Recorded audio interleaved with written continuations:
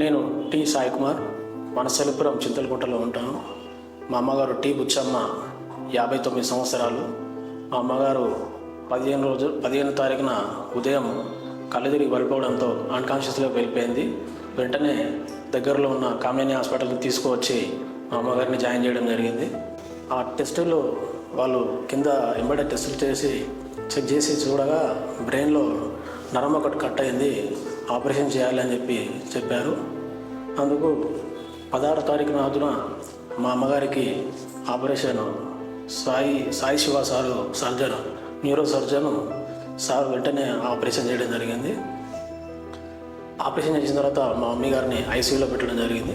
కొద్దిగా కేర్గా తీసుకొని మా మమ్మీ గారికి ఐసీయూలో ఒక 8 రోజులు అబ్జర్వేషన్లో పెట్టి, ఒక రోజు వెంటిలేషన్ మీద పెట్టి మిగతా రోజులు అబ్జర్వేషన్లో పెట్టి మళ్ళీ జనరల్ వార్డుకి షిఫ్ట్ చేయడం జరిగింది.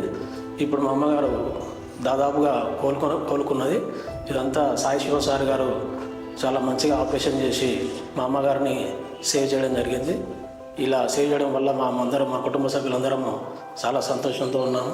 మా అమ్మగారు అసలు చాలా భయపడ్డాము, కానీ సాయి శివ సారు చాలా కేర్ తీసుకొని అమ్మగారికి ఆపరేషన్ చేసి బతికించడం జరిగింది. ఇలా ఆపరేషన్ చేసినందుకు ఈ యాజమాన్యానికి అందరికీ ధన్యవాదాలు తెలియజేస్తున్నాను.